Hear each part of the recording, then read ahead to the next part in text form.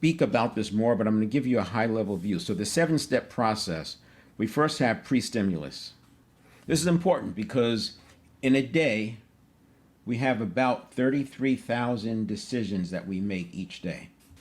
If you're making 33,000 decisions a day and you assume that you're awake somewhere around 65,000 seconds, that means you're making a new decision every other second, which tells you that you're probably not making real conscious decisions. These are stimulus response cycles. These are habits. This is where you get the 95% of our actions are habitual.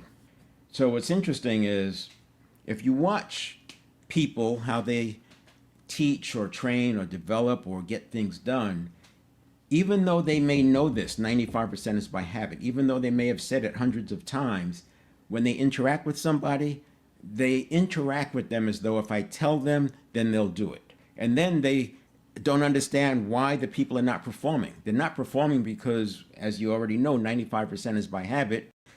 You told them something in the 5%, that 5% gets overwhelmed very quickly.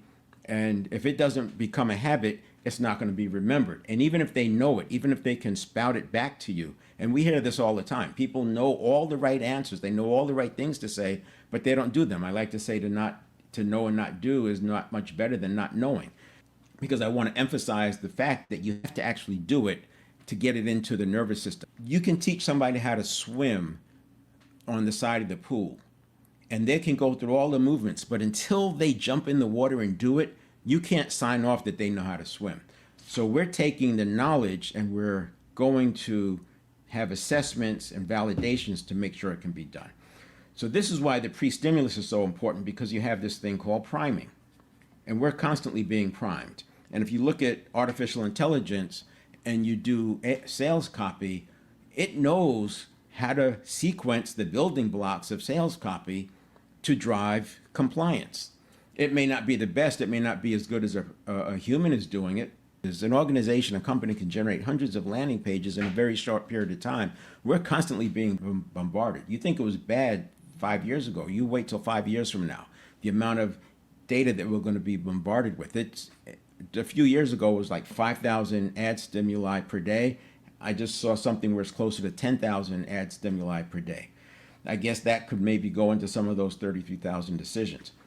So the point is, we have to understand the pre-stimulus because it's setting up the next stimulus response, and that stimulus response is setting up the next one, and that one is setting up the next one.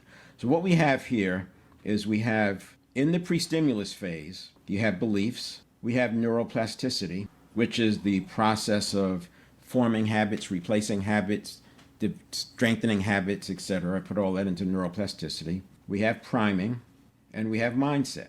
And I'm also going to add physiology. All of these, what's interesting, all of these can impact the other one. Every single one of these 5 can impact the other one. So we have to understand how we go in this circle and we get stronger and stronger, bringing the physiology along. And sometimes you have to use physiology to get to the neuroplasticity, or you may have to use physiology to get to the priming. Mental heuristics is a great example. We can be primed into falling down this path of cognitive biases, but you can use physiology to change your posture, to change what you're focusing on, and so it minimizes the power that cognitive bias potentially has over you. So that's the pre-stimulus, and this would be step 1.